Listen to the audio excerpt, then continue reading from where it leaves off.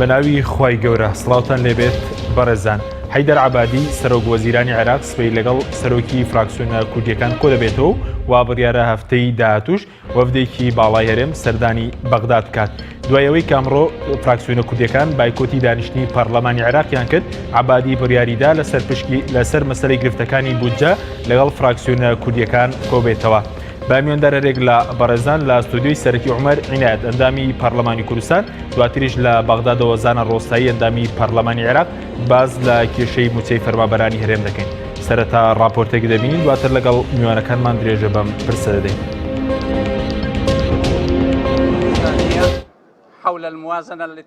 فراکسیۆنە کوردیەکان بایکۆتی دانیشتنی ئەمڕۆی پەرلەمانی عێراقیان کرد. سبەینێش لەگەڵ حەیدەر عەبادی کۆ دەبنەوە. هەفتەی داهاتووش وەفدێکی باڵای هەرێم سەردانی بەغداد دەکات.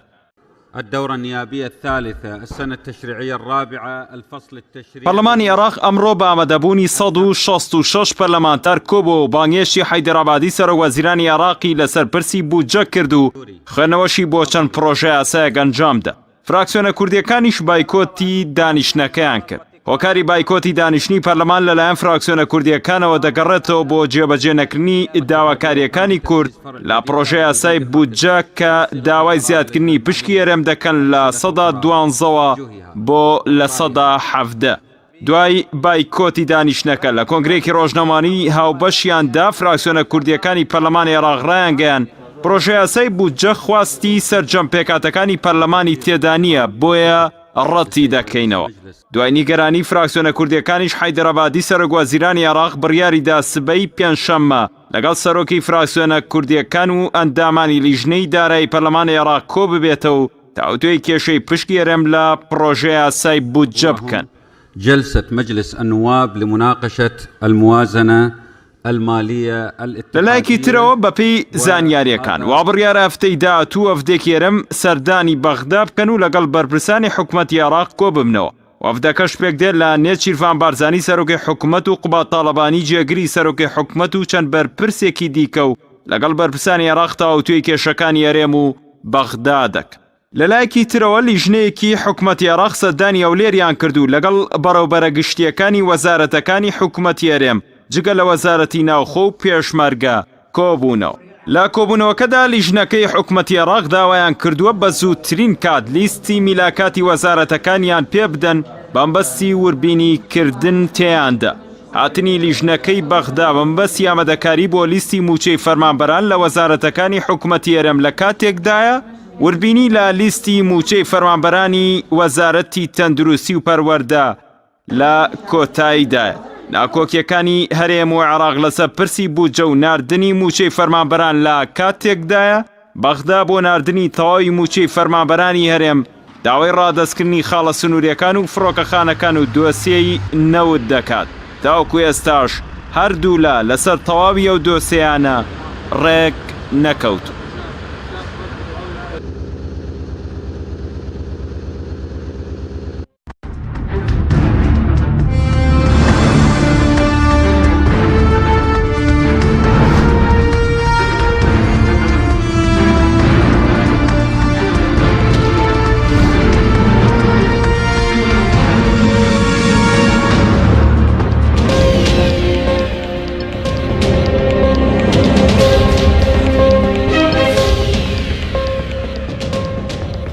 جارێکی تر سڵاوتان لەبێت بەڕێزان، سوپاس بۆ میوانەکانمان کاکی عومەر بەخێر بەنگە سەرەتا لە بەڕێستانەوە دەست پێ بکەین بەر لەوەی کە سەرکێشەی بودجە لە نێوان هەرێم و بەغدا حەزەکەم لەوە دەست پێ بکەم لە سەرەتای کاراکردنەوەی پەرلەمان لە مانگینۆی ناوڕاست مانگینۆی ساڵی ڕابردوو بەشێکی زۆر لە فراکسیۆنەکان لە پەرلەمانی کوردستان پەرلەمان بۆ کاراکراوەتەوە بۆەوەی کە چارەسەری کێشەی موچەی خەڵک بکرا. بەس ئێوە بۆچی وەکو پەرلەمان نەتانتوان هیچ بۆ خەڵک بکەن؟ ئێستا خەڵک چاوەڕێوەیە کە لە بەغداوە کێشەکە چارەسەر بکەین. سپاس بۆ جەناب، سپاس بۆ بینەران و بیسەرانی کەناڵی پەیام. فعلا قسەکەی جەنابەت ڕاستە. هەرێمی کوردستان ئێستا وەکو لەشکرێکی شکست خواردوو، ئیدارەیەکی شکست خواردوو، هەم لە ڕووی دیبلۆماسی، هەم لە ڕووی سیاسی، هەم لە ڕووی ئابووری، هەم لە ڕووی سەرباسی، بەرامبەر بە سوپایەک بە وڵاتێک کە پێڵەن وڵاتی عێراق تەعاملەکە بە شێوەیەکە کە عێراق ئێستا هێواش ئێوێ ئێمە وەکو کۆیلەی خۆی لێ بکە. ڕێک من وای ئەشوبهێنم چۆن سەدام حسین دۆڕا بەرامبەر بە ئەمریکا و لەژێر خێمەکەی سەفوانە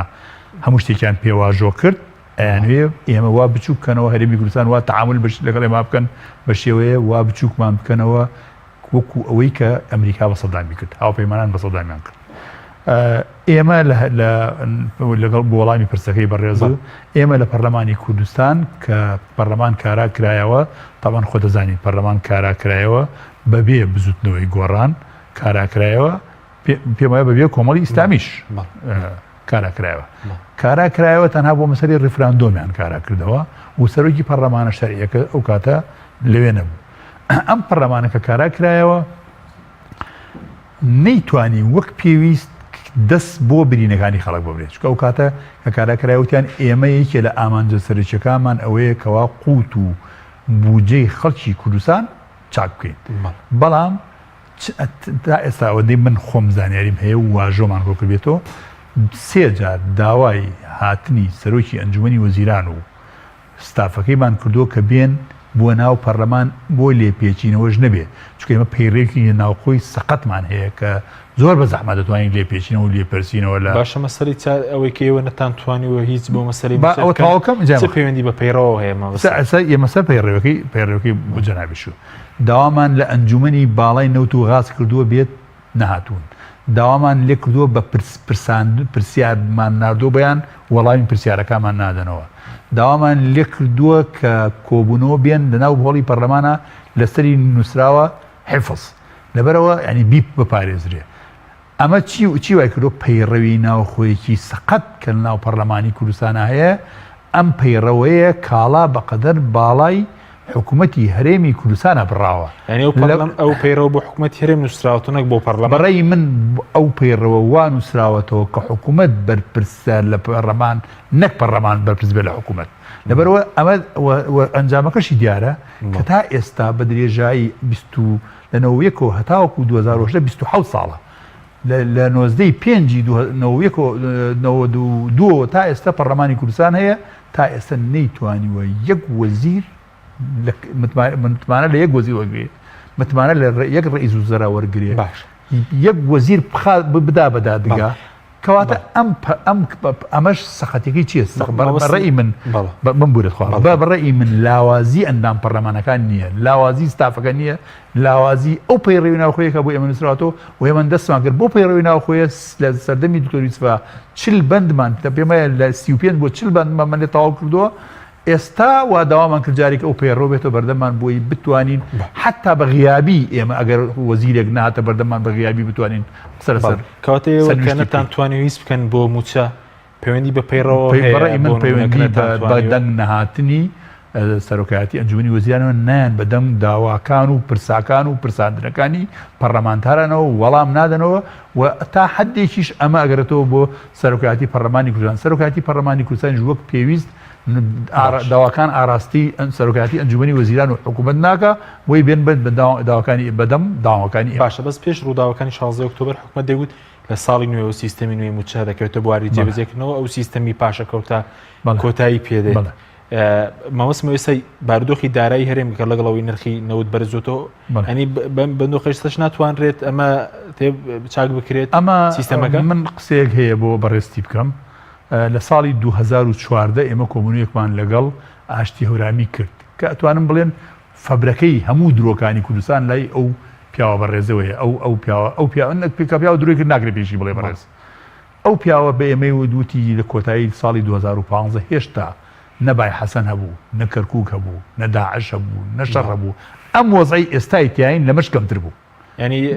نەوتەکە لە ئێستاش کەمتر نەوتەکەش لە ئێستا کەمتر بوو وتی ئێمە لە کۆتایی ساڵی 2015 1 ملیۆن بەرمیل نەوت بە دۆکومنتیش لە لامانە خۆشی پێیاوین 1 ملیۆن بەرمیل نەوت هەناردە ئەەکەین ئەو کاتە نرخی نەوت لە تقریبا $80 و ئەو ناوا بوو بەڵام دوای ئەوە نەوتی کەرکووکیش هاتە سەری ئێستا بیانۆکانەوەی کاکە نەوتی کەرکووک خۆ ئەو کاتە نەبوو کە ئێوە ئەو پەیمانەتان بە ئێمەدا لە ناو هۆڵی سعد عەبدوڵڵا بەڕێز سەرۆکی ئەنجومەنی وەزیرانی لێ بووە وەزیری دارایی ئەو کاتە هێشتا بڵێن کابینەکە تەشکیل نەبوو نیەتیانەوە هەبوو ئەو کابینەیەکی کاربەرێکەر بوو کارێک کرد بەس ئێستا ئەو پاساو نییە کە ئێستا حکومەت دەڵێ مەسەن دوای ڕووداوەکانی 16 ئۆکتۆبرەوە داهاتمان نەزانم نیوەکەمی کردووە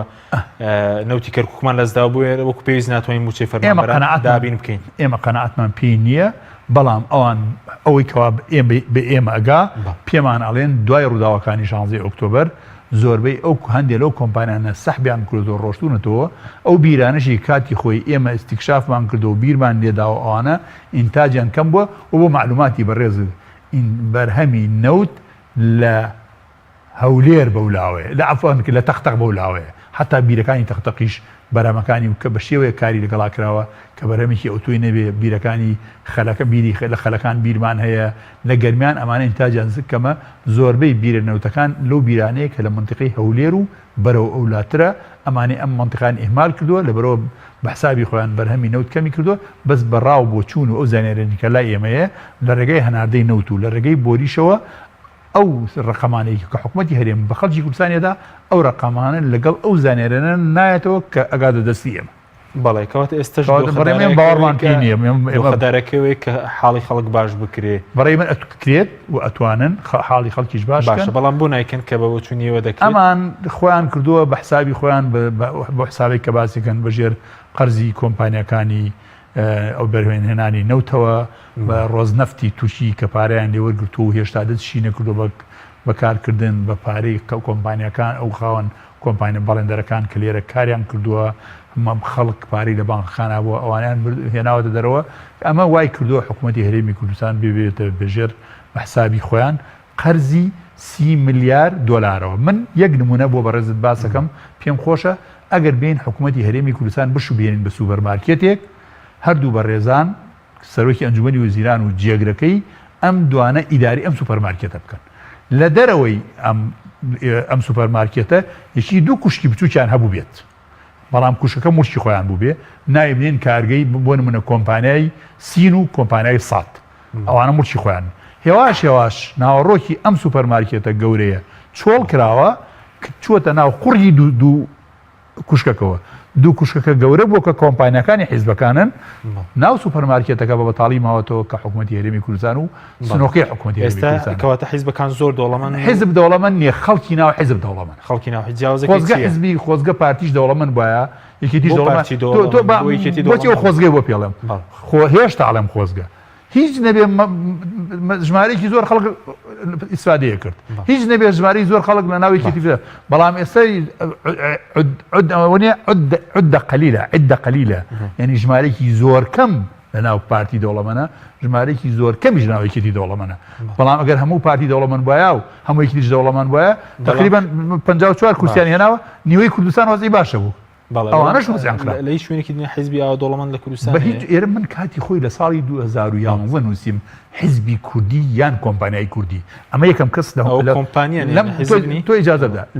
لەم وڵاتەی ئێمە یەکەم کەس کەوتی حیزبی کوردی یا کۆمپانیای کوردی من بووم عومەر عنایەت نووسیم و بە کتێبیش ئەمە بەڵام من ئێستا پەشیمانم واموتووە بەزانی بۆ کۆمپانیا بەرهەمی هەیە بەس ئەمان بەرهەمیشان نیە ئێستا حیزب نینەوە کۆمپانیا بەڕای من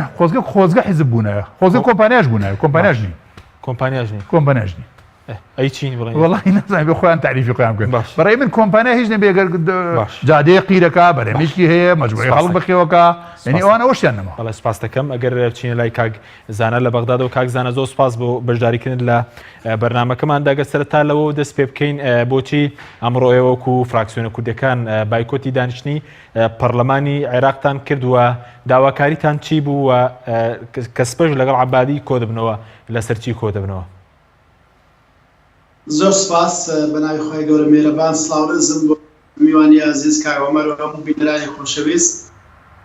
بێگومان لە هەڵوێستی فراکسیۆنە کوردستانەکە هەڵوێستێکی نەگۆڕا کە ئێمە وتمان ئەم پرۆژە یاسایی بوونجە بەم شێوەی ئێستا ئەگەر دەستکاری نەکرێ ئێمە لەگەڵینین و لە هەموو ڕێگاکی پەرلەمانی ئەگرینە بەر بۆ ئەوەی کە بەچی بخەین و چارەسەری بکەیت ئەمڕۆژ دوای ئەوەی کە بڕیار بوو حەیدەر عەبادی ئامادە بێت لە کۆبوونەوەی ئەنجومەنی نوێنەرانی عێراق بۆی خوێنەوەی دۆم بۆ پرۆژە یاساکە بکرێت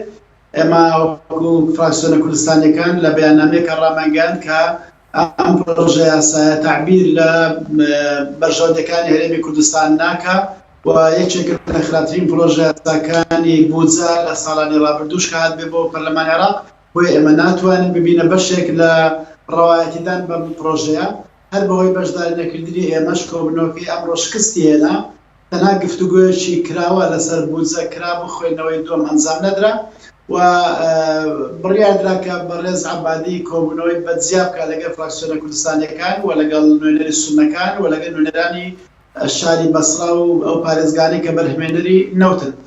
بڕیار وایە بەیانی ساعتیەک ئەم کۆبوونەوەی ئەنجام بدرێت لە نێوان فراکسیۆنە کوردستانیەکان و سەرۆکی وەزیرانی عێراق. داواکاریەکانی ئێمە ڕوون و ئاشکران ئێمە پێمان وایە دامەزاندنی بەشە بودجەی هەرێمی کوردستان لە 17% بۆ 12.6 بەبێ ئەنجامدانی سەرژمێری دانیشتوان وەکو سزایەکی بە کۆمەڵ وایە بۆ خەڵکی کوردستان پێویست بە حەیدەر عەبادی لەم ساڵدا بەم شێوەیە ڕەفتار نەکات. ئەوان دەڵێن پارێزگاکانی تر هەم بە پێوەری فۆرمی خۆراک و سەرژمێریەکانی وەزارەتی بازرگانی مامەڵەیان لەگەڵکرێت دەبێت هەرێمیش بە هەمان شێوە مامەڵە لەگەڵ بکرێت بەڵام هەرێم چەندین ساڵە تایبەتمەندی خۆی هەبوو ئەو تایبەتمەندی ئەبێ پارێزرێت تا ئەو کاتێ سەرژمێری دانیشتوان دەکرێت. بێزگەلەوەش کە پارەی تەرخانکراو بۆ موسەخۆرانی هەرێمی کوردستان کەم کراوەتەوە لە کاتێکدا کە هەمان ژمارە تۆمار کراوە بۆ ژمارەی فەرمانبەرانی هەرێمی کوردستان کە لە 2017 لەناو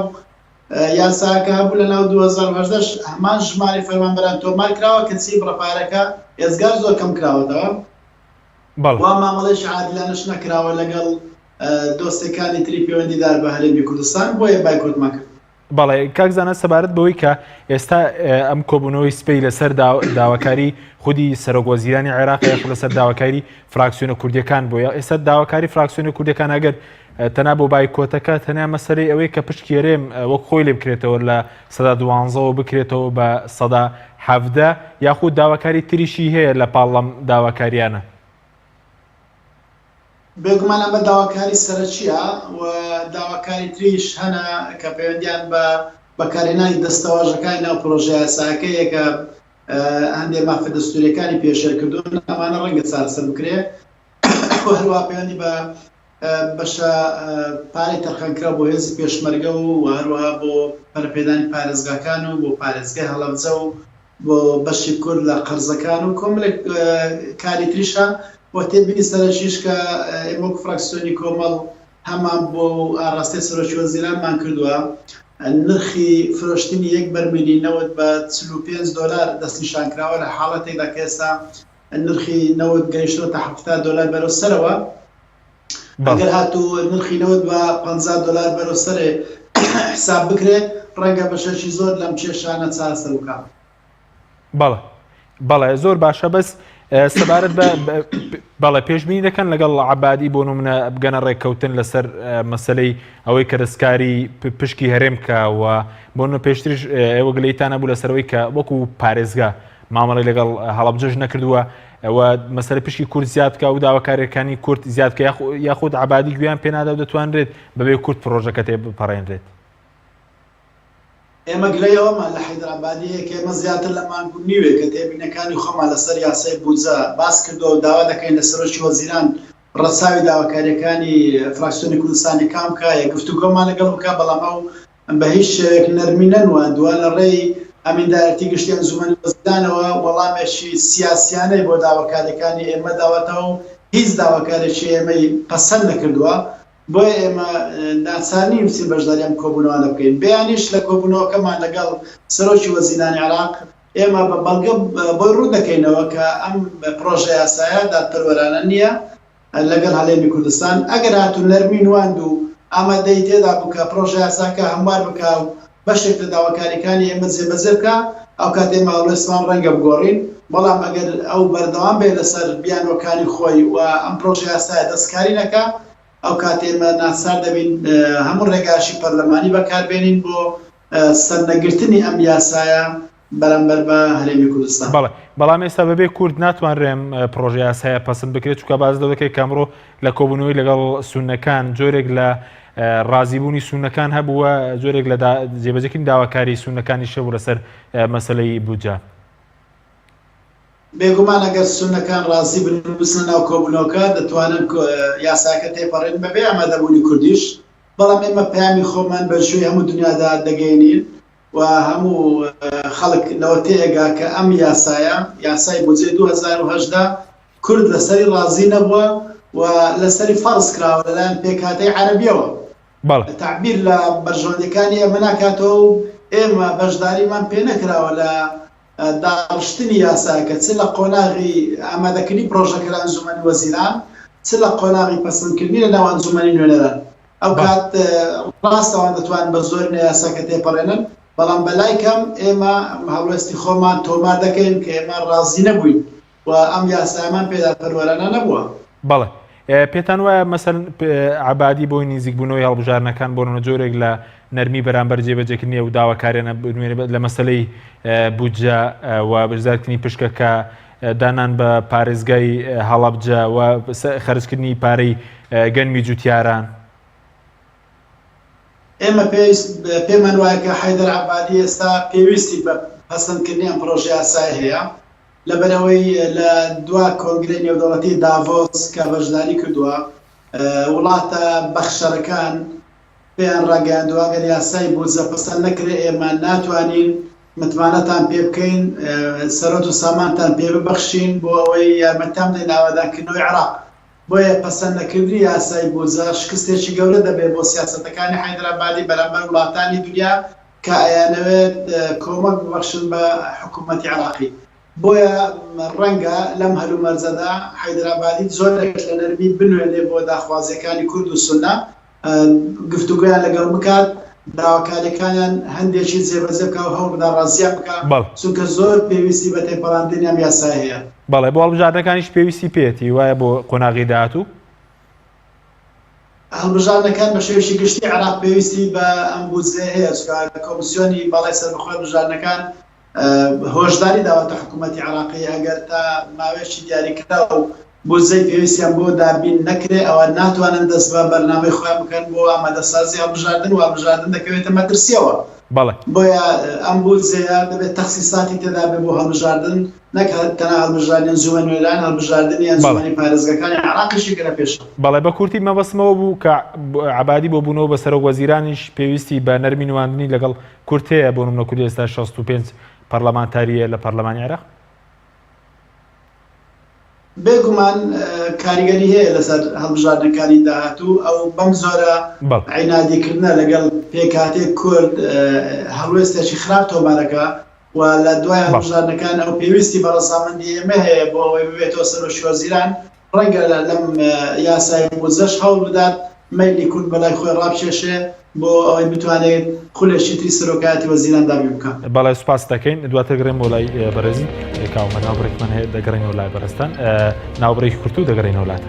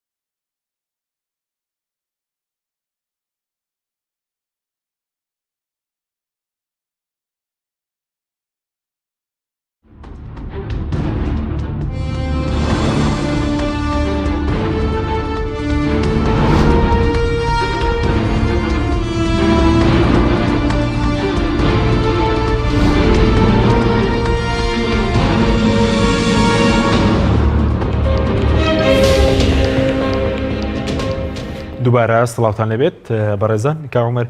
سەبارەت بە مەسەلەی موچەوە ڕێکەوتن لەگەڵ بەغداد پێشتر بەڕێز باست لەوە کرد کە بەغداد دەوێت حکوومەت هێرم بکاتە کۆیلە کێ هۆکاریەوەیە کە ئێمە ئێستا ینی ببین بە زۆرێک بە واستەیانی بەڕاستی ئەو وەکو پێم وتی سیاسەتی حکوومەتی هەرێمی کوردستان شکست خواردنی لە ڕووی وەکووتم ئابووری و دیبلۆماسی و سەربازی و ئیداریەوە ئەوە هۆکارەکەیە کە نەیتوانی بەرامبەر بەو بەرنامەی کارەی کە لە بەردەمی ئێمە پێشکەشی کرد سەرۆکی ئەنجومەنی وەزیران لە ساڵی 2014 وەختێ کاتێک کە حکوومەت ئێمە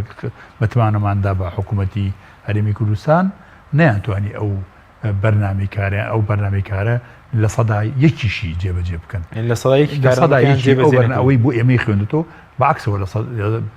نهائیەن هیچی لێ جێبەجێ نەکراوە و بە ناقصیش ئەتوانی بۆ چۆن مەسەن بۆ نمونە لە بەرنامەی کارەکە تیایدا بوو کە خەڵکی کوردستان حیسەی نەوتی خۆیان بۆ بچێتە ماڵەوە بەزەن تاک بە تاک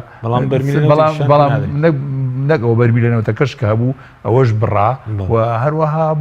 ئەو موچە مستحقی کە کارمەندەکانی دەوڵەت مستحقی بوون ئەوەش بوو بە نیوە و بوو بە چارەکە موچە کەواتە نەیتوانی وەک پێویست و پرۆژەکان زۆربەی وەستا پرۆژە مەسەن ئەو بڵێن بودجەی کە پێویستە بۆ بەڕێوەبردننی بڵێن فەرمانگەکان نەماوە پرۆژەی ئەو بودجەی کە پێویستە بۆ پرۆژە استراتیجیەکانی هەرێمی کوردستان مەسەن جادەیەکی وەکو بۆ نمونە جادەی مەرگ ئێستا جادەی دەربەنی خان کەلارە بۆ نمونە سلێما دەربەنی خان کەلار یا زەڕایان کەلار جادەی نێوان بۆ نمونە دووکان ڕانیە ئەوە جادەی مەرگە ئەم جادە استراتیجیانە ئەمان دەستیان پێکرد ئێستا هەر هەمووی فەشەلی هێنامانە بەنداو هەیە تەواو بووە بۆ 2 ملیار دینار بەنداوی جەلی تا ئێسەوە 4 ساڵە نەیانتوانن 2 ملیار دینار دابینکەن بۆ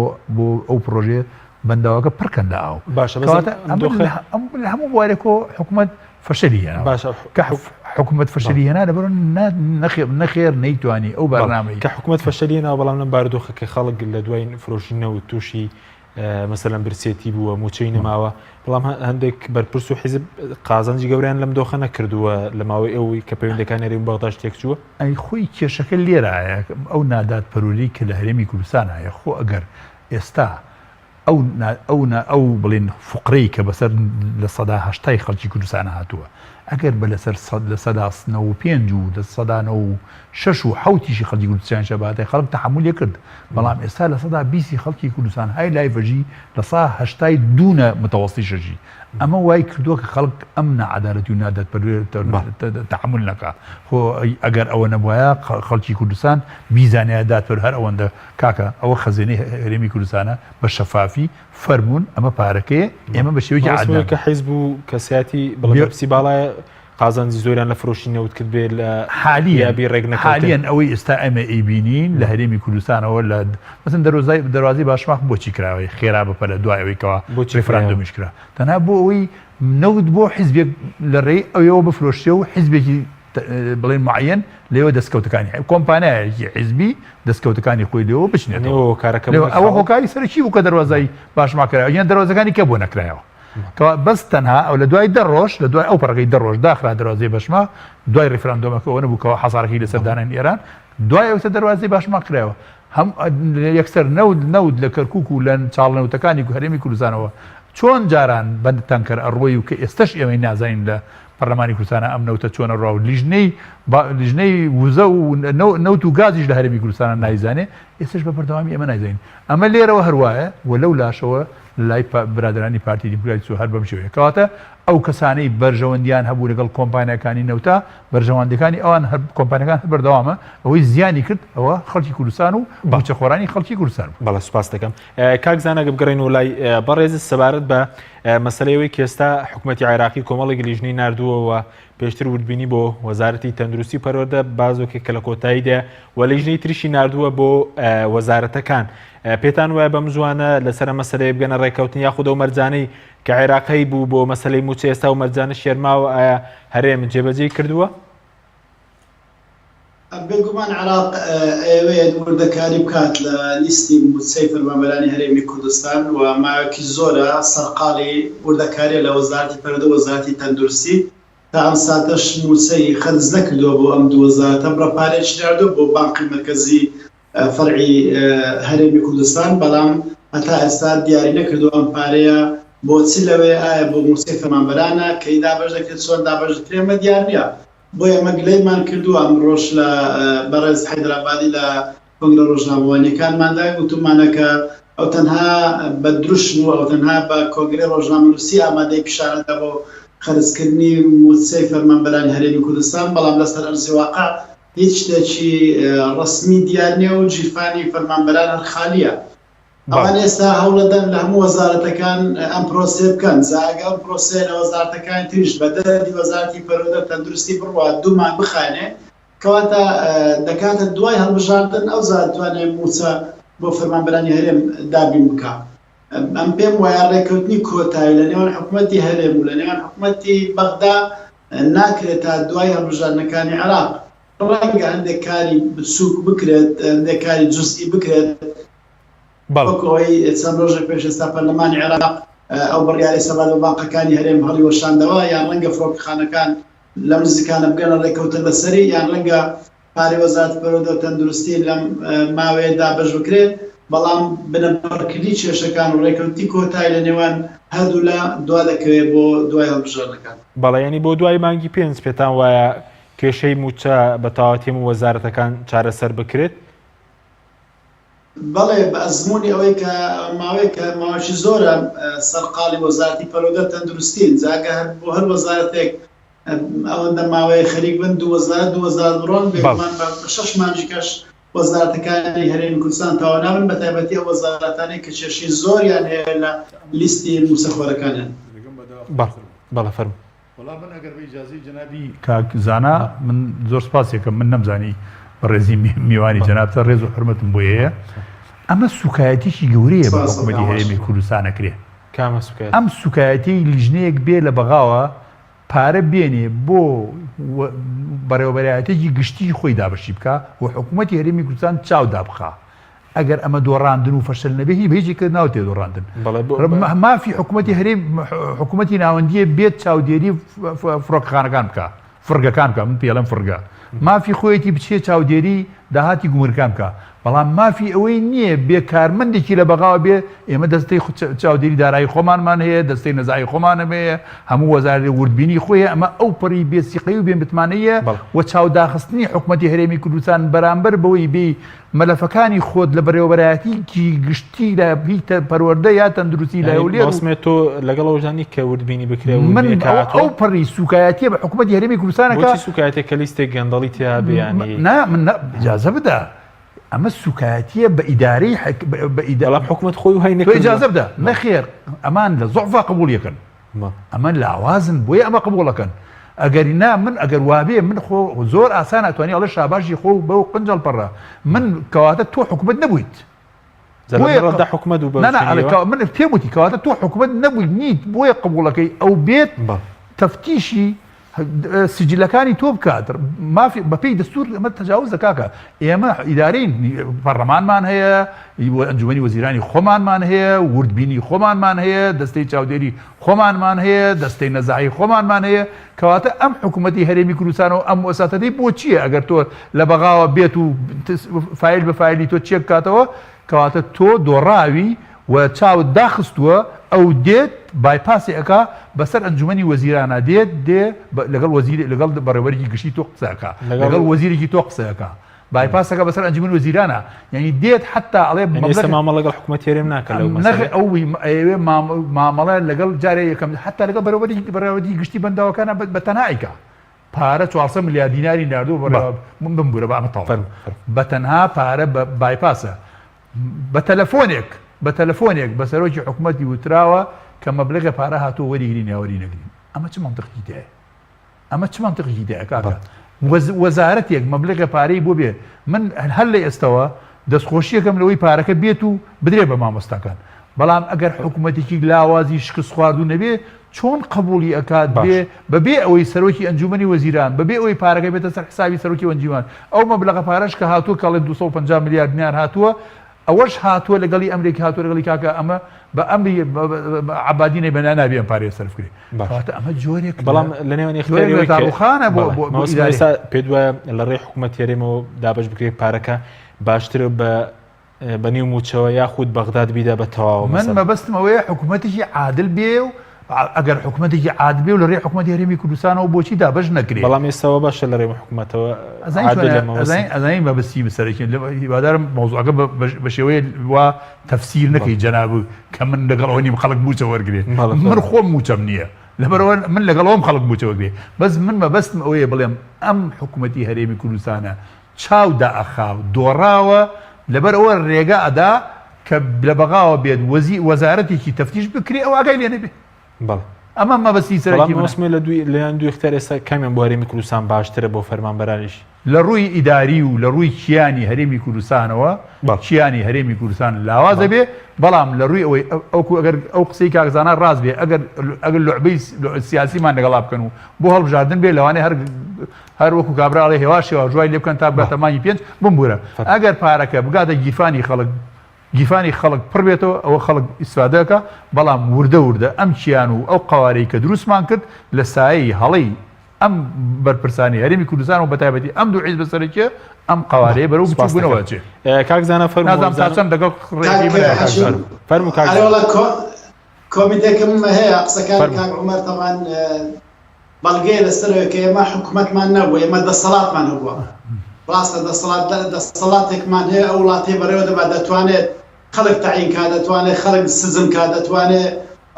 سەیتەرە دابخە دەتوانێت بتخاتە ئەو دیوی سەیتەرە بەڵام بەڕاستی حکوومەتمان نەبووە لە ئەنجامی نەبوونی ئەو حکوومەتە کاک حەشی من ئەمڕۆ پۆستێکم بڵاو کردووە دوێنێ وتمان حەیدەر عەبادی دێتە پەرلەمان ئەگەر لە شوێنی من بچی پێ دەڵێن بۆ پۆستەکان بخوێنەوە تعلیقەکان بخوێنەوە زۆربەی زۆری دەڵێ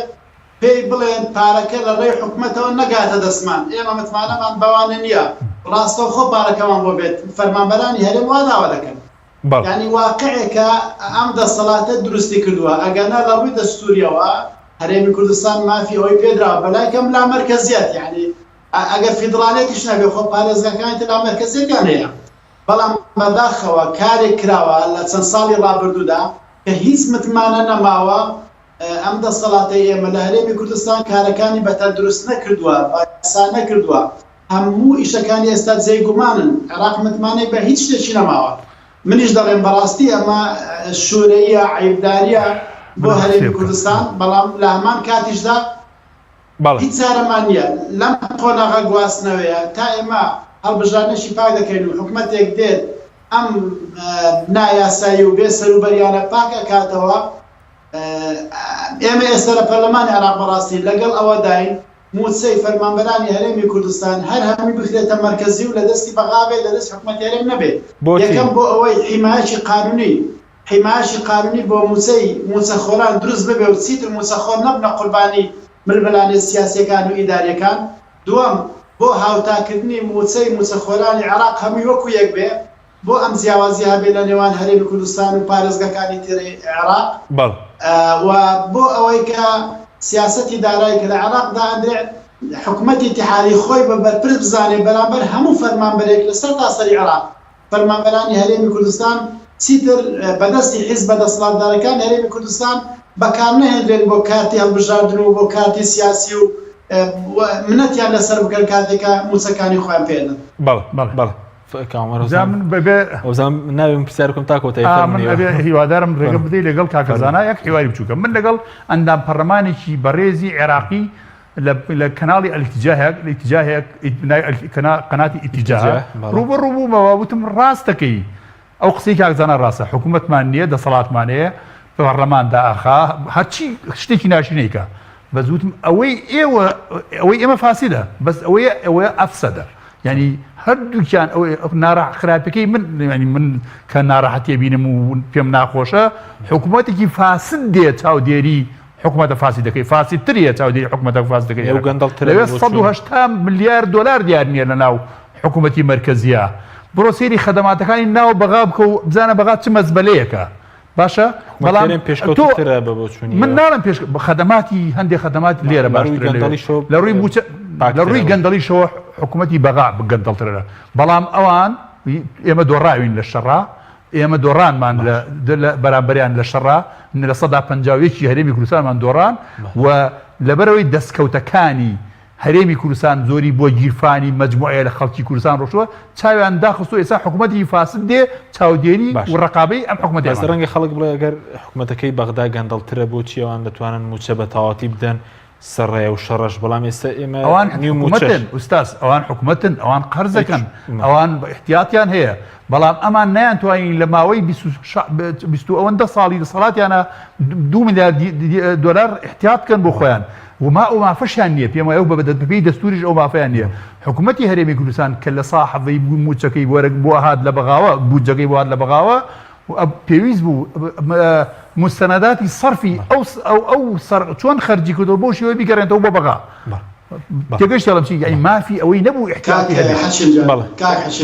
فەرموو کاک زانە فەرموو بە مامۆستا عومەر بەڵێ فەرموو مامۆستا عومەر ئەمڕۆ دەستگای عراقی ڕایگەیاند ئەمڕۆ لە کۆنگرێسی ڕۆژنامەنووسی کە تەنها لە ساڵی 2017 275 بەرپرسی دەوڵەتی عێراقی داوەتە دادگا بەڵام لە هەرێمی کوردستان نەمانتوانیوە دوو بەرپرسی بێنە دادگا کاک زانە هاوڕای بمبوورە داوای لێبدرێت یەکەم من پێم وتی تا ئێستا لە 20 ساڵە نەمانتوانیەوە وەزیرێک ئیستیقالە پێ بکەیت بەڵام ئەوەت لە یاد نەچێ لە دوای بمبوورە کاک زانە ئەوەت لە یاد نەچێت لە دوای ئیقالە پێکردنی وەزیرە کوردەکە وەزیرە سونەکە تا ئێستا ئێوەش نەتانتوانیوە وەزیرێکی شیعە ئیقالە پێ بکەن بۆ برادرە وتم ئێوە وا تەسەور نەکەن لە پەرلەمانێکی زۆر مهم دانیشتون ئێوە پەرلەمانەکەتان لەگەڵ حورمەتم بۆ ئێوەی کورد کە لەوێن لە حوزەی علمی قوم و نەجەفەتێ ئەو ئیستێزای بە پەرلەمانەکەی کوردستانە کرد بەڵام وتم وا تەسەور نەکەی ئێوە ئیدارەی حکوومەتی عێراق لە قوم و تارانەوە ئەکرێ ئیدارەی پەرلەمانەکە لە قوم و تارانەوە ئەکرێ بەڵام زۆر بەداخەوە دوو حیزبی فاشل لە هەرێمی کوردستانە ویان لە ئێمە کرد ئەو حکوومەتە فاشیلەی بەغای سەکرد و ڕقابە و چاودێری حکوومەتەکەی مەشک بەڵێ فەرموو ڕاستەکە عومەرجان ئەمەی جەنابەت دەفەرمی لە جێ خۆیت بەس ئێستا بەراوردی ئەم حکوومەتەی ئێستای بەغدا و ئەو حکوومەتەی ئێستا هەرێمی کوردستان بکە پێم وایە نابی بە حەیدەرەم کاک زانە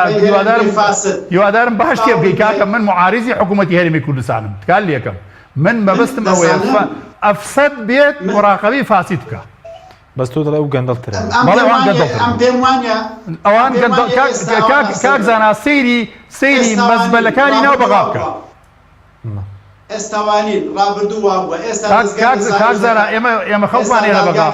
ئەزانین خەدەماتەکانی ناو بەغا چۆنە ئاویان چۆنە کارەبایان چۆنە ئەوە هەموو دزانین لە پێ بەجارەکانیان چۆنە پاکردنەوەی ناو شارەکانیان چۆنە بەڵام من هەر ئەوەن دەڵێم بەداخەوە بۆ دوو حیزبی پارتی وێچێتی ویان خۆیان خۆشیان و میلەتەکەی ئێمەشیان ڕسوا کرد کە ئێستا بێت حەیدەر عەبادیەک و مالیشێکی فاسد بە 180 میلیارد دۆلار تۆمەتبارن کە دیار نییە لە ناو حکوومەتی مەرکەزیە ئەوان بێن چاودێری حکوومەتەکەی ئێمە سپاس دەکەین بە کاتیش بە کاک زانە دەین فەرموو کاک زانە کاتمان کەم ماوە سپاس دەکەین من نامەوێت بکەوە موقعی بەرگەریکردن لە حکوومەتی بەغدا بەرامبەر بە هەرێمی کوردستان بە هیچ شێوەیەکوانیمە بەڵام من پەرلەمانتارێکی کوردم لە ئەنجومەن نوێنەرانی عێراق نامە بۆ هەر وەزیرێک بنێرم لە ماوەی 15 ڕۆژ جواب نەداتەوە جوابیش ناتۆ دەیهێنمە پەرلەمانی عێراق یەکێکی لە پەرلەمانە ئەکتیڤەکان ڕاستە زۆرینەی بەدەستی هاوپەیمانی نیشتیمانی شیعەکان وایە قانونێک بیانەوێت تێدەپەڕێ نانەوێت تێ ناپەڕێت بەڵام پەرلەمانی عێراق کەم نەکاتەوە بەڵێ فەرموو کاک زانە کاک زانە ببوورە جەنابەت لەسەرەتەوە ئاگات لێ نەبوو ئێمە پەیڕەوی ناوخۆی پەرلەمان کە بەداخەوە لە یەکەم خولەوەدانراوە کە لە بچەی کردوین پەیڕەوەکە کاڵا بەقەدەر باڵای حکوومەتی هەرێم بڕاوە و ئێمە هیچ توانا و دەسەڵاتێکمان نییە بە دوو لە سەرسەی دەنگەکان نەبێ ناتوانین وەزیری ئیقالە بکەین سپاس دەکەین کاک زانە کاتمان زۆر کەماوەگەر بە کورتی بێ سپاس دەکەین من لە کۆتاییدا دەموێت بە هەموو بینەرانی بەڕێز خۆشەویست ڕابگەێنم کە لەسەر یاسای بودجەی عێراقی ئەمەوەکو فراکسیۆنە کوردستانیەکان داکۆچی دەکەین لەسەر مافەکانی خەڵکی کوردستان و بەیانی گفتوگویەکی جدی هەیە لەگەڵ حەیدەر عەبادی ئەگەر نەرمی نواند و داخوازەکانی ئێمەی بەشەشی جێبەجێ کرد ئێمەش دەتوانین گفتوگۆ بکەین و یاسای بودجە تێپەڕێنین ئەگەر ئێمە نابینە لە تێپەڕاندنی یاسای بودجە بەڵێ کاومەر زۆر بە کورتی زۆر کۆتاقسم ئەوەندەیە پرسیارەکەم سەبار بووی کە ئێستش کاومەر لەگەڵەوە دەیە کە پارە لە بەغداوە بێت و یەکێتی و پارتی ناو فڕۆکەدا بەشی بکەن وەکو پێشتر یانی ئەم جارش تۆ بۆچی مەخیتەوە من پێشتر بە شێوەیە بوو ئەزانی مەبەستی سەرەکی منەوەیە لەمەوەلا خەڵکی کوردستان دەنگ نەدەن بەم دوو حیزبە فاسیدە دەنگ بدەن بە کۆمەڵێک خەڵک کە متمانەیە هەبێت متمانێت بە شەفافێت ئەو پارەی لە بەغداوە دەیان داهاتی ئێرێ بتوانن سەرفیکەن بە عادلانە بۆ زۆر سوپاس وڵاتەکە کاتمان نەما سوپاس بۆ وێبینێرانی بەڕێز خواتان لەگەڵ